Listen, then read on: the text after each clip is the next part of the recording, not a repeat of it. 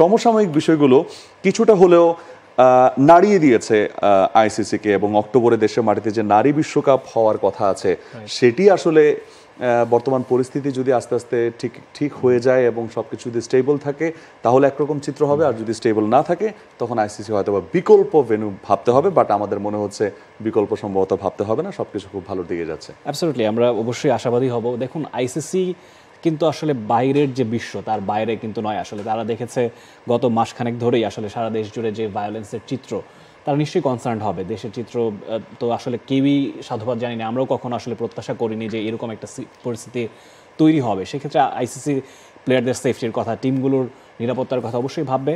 কিন্তু এখন প্রেক্ষাপটের পরিবর্তন হচ্ছে, নিশ্চয়ই নতুন যে সরকার সেটা গঠিত হলে আসলে ক্রিকেটেরও একটা ইন্ডিকেশন আসবে, ওয়ার্ল্ড কাপটা কেমন হবে তার একটা কমিউনিকেশন নিশ্চয়ই আইসিসির সঙ্গে বর্তমান সরকারের হতে যাচ্ছে। সেক্ষেত্রে আমার মনে হয় আইসিসি কনভিন্সড হবে।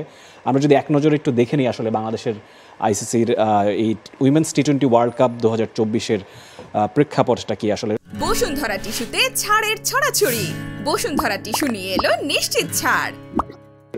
3 অক্টোবর শুরু হওয়ার কথা, 20 অক্টোবর অবধি চলবে। ঢাকা এবং সিলেটে খেলা হওয়ার কথা, 10টা দেশ অংশগ্রহণ করবে। আরব আমিরাত, ভারত এবং শ্রীলঙ্কাকে বিকল্প ভেন্যু হিসেবে, বিকল্প দেশ হিসেবে রাখা হয়েছিল আয়োজক হিসেবে। সেই জায়গাটায় মাহফুজ আলম, আপনার কাছে কি মনে হয় আদৌ কি বিকল্প যে 3টা দেশের কথা দেখা যাচ্ছে, ইন্ডিয়া শ্রীলঙ্কা, এত দ্রুত সময় সম্ভব কিনা? এবং ইন্ডিয়াতেও শ্রীলঙ্কাতে এই সময়টা প্রচুর বৃষ্টি হয়, সেই ক্ষেত্রে আসলে আমার মনে হয় না বাংলাদেশ ছাড়া অন্য কোথাও যাবার প্রয়োজন আছে বলে। বাংলাদেশের এই জায়গাতে আমার কাছে মনে হয় যে এই মাসটা হচ্ছে অগস্ট, সামনে সেপ্টেম্বর অ্যান্ড ফলোড বাই অক্টোবরের 3। আপনি যদি এখন থেকে এক্স্যাক্টলি হিসেব করেন সেপ্টেম্বর পুরো মাসটা, বা এখন থেকে হিসাব করলে almost 2 months we have. So 2 মাসে আলটিমেটলি বাংলাদেশ ক্রিকেট বোর্ডের বর্তমান যে পর্ষদ, সেখানে যদি কোনো পরিবর্তনের প্রয়োজন হয় বা সেই জায়গাটা যদি প্রয়োজন হয়, বা দেশের এখনকার যে সিচুয়েশন, ইন্টারিম গভর্নমেন্ট যেহেতু ফর্ম হয়ে যাচ্ছে, সো সব কিছু কিন্তু একটা শৃঙ্খলার মধ্যে চলে আসবে। সো ওই জায়গা থেকে অরাজকতা এমন কোনো ইস্যুস আসলে 2 মাসের মধ্যে আমি দেখি না যে এই জায়গা থেকে এটাকে ভালনারেবল করতে পারে বা এই জায়গাটাকে মুভ করার জন্য কোনো প্রয়োজনীয়তা বোধ হতে পারে। যদি হয় তারপরে আমরা বিকল্প দেশ কি হবে তখন আলোচনা করবো, এই মুহূর্তে এই প্রসঙ্গে যেতেই চাই না। বাংলাদেশে এই বিশ্বকাপ হবে সেটাই আমরা বিশ্বাস করতে চাই।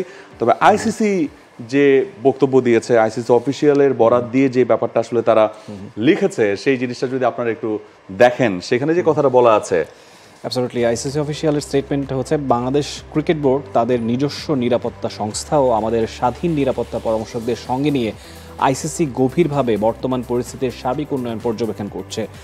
সকল অংশগ্রহণকারী দেশ ও তাদের ক্রিকেটারদের নিরাপত্তা ভালো থাকাটাই আমরা প্রাধান্য দেব। এই বক্তব্যটা দেওয়াটা একদমই ঠিক আছে। মানে এই বক্তব্য দেওয়া নিয়ে এখানে কারো কোনো দ্বিমত, কারো কোনো অমত, কারো কোনো খারাপ লাগা থাকতেই পারে না। এমন একটা সিচুয়েশনে আইসিসিতে আমি থাকলে আমি একই বক্তব্য দিতাম যে গভীর পর্যবেক্ষণে রাখছি, আর আইসিসি রাখবে। এটা ক্রিকেটের নিয়ন্ত্রক সংস্থা, তাদের কাজটা আসলে কি এই মুহূর্তে বাংলাদেশের পরিস্থিতিকে অবজার্ভ করা।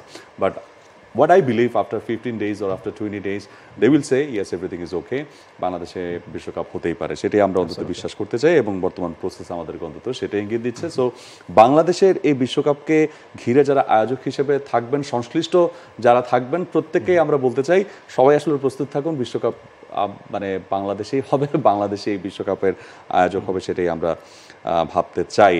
For more updates, subscribe to our YouTube channel and click on the bell icon. Follow us on Facebook and Instagram. Download T-Sports app to enjoy exciting games and highlights. Visit tsports.com.